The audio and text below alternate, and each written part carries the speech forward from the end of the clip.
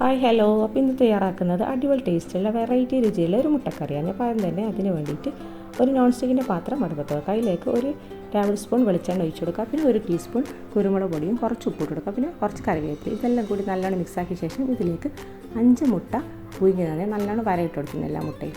ഇത് നല്ലോണം ഒന്ന് വയറ്റിയെടുത്തിട്ട് ഇതിൻ്റെ മസാലയ്ക്ക് മുട്ടയിൽ നല്ലോണം ഒന്ന് പിടിപ്പിച്ച് കൊടുക്കുക. അതിന് ശേഷം അത് മാറ്റി വെക്കുക. അപ്പോൾ ഇത് മാറ്റി വെച്ചതിന് ശേഷം പിന്നെ ആ സെയിം പാത്രത്തിൽ തന്നെ കുറച്ചും കൂടി വെളിച്ചെണ്ണ ഒഴിച്ചു കൊടുക്കുക. അതിലേക്ക് നമ്മൾ 2 സവാള കട്ട് ചെയ്തത് ഇട്ട് കൊടുക്കുക. പിന്നെ ഇതിലേക്ക് ഒരു 3 പച്ചമുളകും ഒരു കഷ്ണം ഇഞ്ചി ഒരു 3 വെളുത്തുള്ളി കട്ട് ചെയ്താണ് ഇതും കൂടി ഇട്ട് കൊടുത്ത് നല്ലോണം വഴറ്റി കൊടുക്കുക. ഇതിലേക്ക് കുറച്ചുകൂടി ഉപ്പിട്ട് കൊടുക്കുക.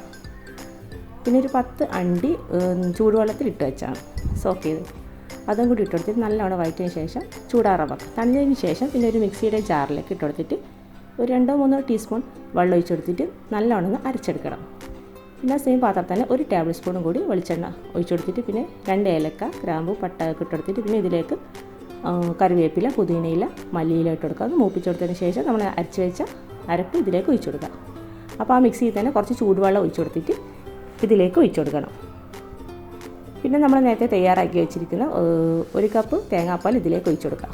ഇതൊന്ന് തിളവന്ന് തുടങ്ങുമ്പോഴേക്കും ഇതിലേക്ക് കുറച്ച് ഉപ്പിട്ട് കൊടുക്കുക. പിന്നെ ഇതിലേക്ക് വേണ്ടത് 1/2 ടീസ്പൂൺ കുരുമുളക് പൊടിയും ഒരു 1/4 ടീസ്പൂൺ ഗരം മസാലപ്പൊടി. നമ്മൾ നേരത്തെ ഫ്രൈ ചെയ്ത് മാറ്റി വെച്ച മുട്ട ഇട്ട് കൊടുക്കുക. ഇതെല്ലാം കൂടി മിക്സാക്കിയ ശേഷം ഒരു ചെറിയ തക്കാളി നീളത്തിൽ കട്ട് ചെയ്തത് ഇട്ട് കൊടുക്കുക. തക്കാളി അധികം കുക്കാവേണ്ട ആവശ്യമില്ല.